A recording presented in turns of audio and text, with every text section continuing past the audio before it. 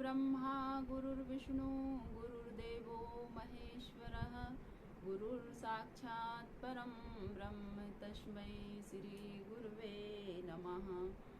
Doctor Radhakrishnan Sarvepalli के जन्म दिवस पर शिक्षक दिवस मनाया जाता है और शिक्षक दिवस की आप सभी को हार्दिक हार्दिक शुभकामनाएं। हमारे जीवन में जितने भी छोटे बड़े सदस्य हमसे जुड़े होते हैं, हम सभी उनसे कुछ न कुछ सीखते ही हैं।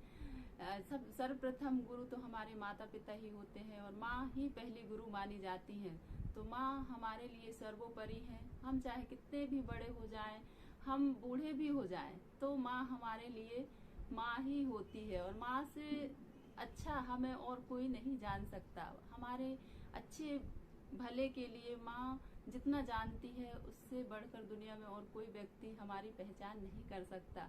वो हमारे एहसासों को, हमारे मतलब सोच को, हमारे साथ क्या हो रहा है सब उन्हें पल पल की खबर रहती है। तो उनका सम्मान करें, उनको इज्जत दें, उन्हें हमेशा खुश रखने का प्रयास करें। माँ की आंखों में कभी आंसू न आए ऐसा हमारा प्रयास हो। उनका आशीर्वाद ही हमें ऊंचाइयों तक लेकर जाएगा। और जिस घर में माता पिता मुस्कुराते हैं, जिस घर में बच्चे मुस्कुराते हैं, वह घर स्वर्ग के समान होता है।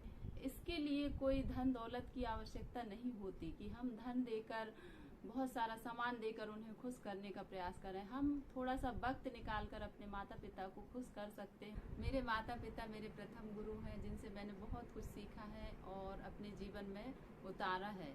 और इनके बाद मेरे गुरु हैं मेरे जीवन साथी, जिन्होंने मुझे हर पल आगे बढ़ने के लिए प्रेरित किया है, आगे बढ़ने के लिए सपोर्ट किया है। तो मैं इनका हृदय से आभार व्यक्त करती हूँ, धन्यवाद करती हूँ। गुरु का स्थान सर्वोपरि है और गुरु से ही हमें सही दिशा मिलती है, सही राह मिलती है। गुरु कोई बड़ा नहीं होता, ना कोई छोटा होता। हम हर व्यक्ति से, चाहे वो बच्चा हो चाहे बड़ा हो, सभी से हम कुछ ना कुछ प्रतिदिन सीख सकते हैं और सीखते भी हैं। जैसे बच्चा छोटा रहता है, 1 साल का रहता है, तो वो हमें क्या सीख देता है? वो जब चलना शुरू करता है, 1 कदम बढ़ाता है और 1 कदम बढ़ाएगा, गिरेगा, उठेगा और फिर आगे बढ़ने की कोशिश करता है। इसी प्रकार हम उसे देखकर कि हमें भी जीवन में कभी रुकना नहीं चाहिए, हमेशा आगे की ओर बढ़ते रहना है। हम जितने बार गिरेंगे उतना ही हम और संभल कर चलने का प्रयास करेंगे। गुरु समाज की नींव है, रीढ़ की हड्डी है, जो हमेशा खुद तो वही का वही रहता है, लेकिन सभी शिष्यों को, सभी बच्चों को अपनी मंजिल तक पहुंचा देता है। एक मोमबत्ती के समान है जो स्वयं जलकर और हमें प्रकाशित करता है।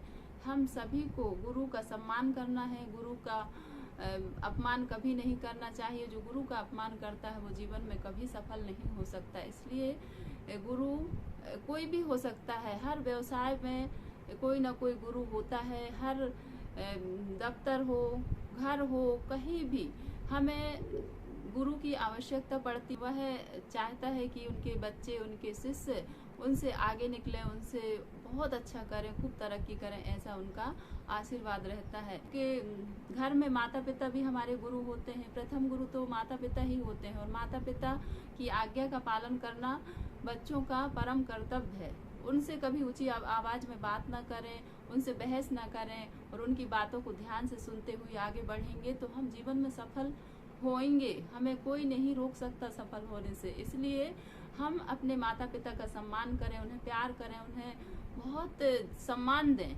इससे हमारा जीवन भी सम्मान से भरेगा और प्रेम से भरेगा। यही जीवन की सच्चाई है। आज के समय में बच्चे माता पिता से बहस कर लेते हैं, माता पिता को मतलब उतना समय नहीं दे पाते, तो ये गलत है। हमें उनके लिए सबसे बड़ी पूंजी आपका समय है। आप थोड़ा सा समय उनके लिए निकालिए ताकि उनका जीवन भी मतलब खुशी से भरे। उनका सबसे कीमती तोहफा कि आप उनके साथ समय बिताएं। और हमारे लिए भी अगर हम किसी को कुछ दे रहे हैं तो सबसे कीमती है समय। जब हम एक दूसरे को समय देते हैं, एक दूसरे का ख्याल रखते हैं, सम्मान देते हैं, प्यार देते हैं, तो इससे हमारे जीवन में खुशियां रहती हैं। जिस घर में माता पिता मुस्कुराते हैं वह घर स्वर्ग समान होता है। अने हमें अपने माता पिता को हंसते मुस्कुराते देखेंगे तो हम भी हंसते मुस्कुराते रहेंगे, फिर हमारे बच्चे हमें हंसते मुस्कुराते हुए देखेंगे तो हमारा घर स्वर्ग के समान बन जाएगा। और स्वर्ग नर्क कोई कुछ है नहीं है। जिस घर में खुशियां हैं, प्रसन्नता है, आनंद है, वही घर स्वर्ग है। तो हम इतना सा प्रयास कर सकते।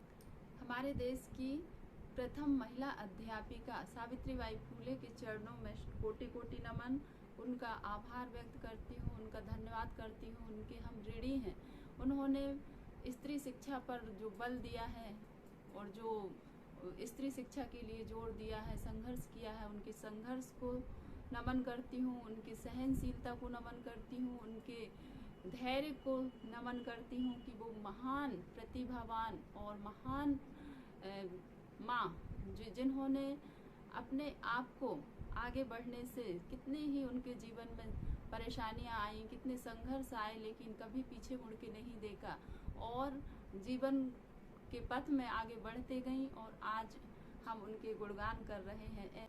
स्त्रियों की शिक्षा को लेकर और पर्दा प्रथा, बाल विवाह, विधवा विवाह, इन सब पर अनाथ बच्चों के लिए अनाथ आश्रम खोलना, शिक्षा के लिए प्रथम विश्वविद्यालय उन्होंने खोला।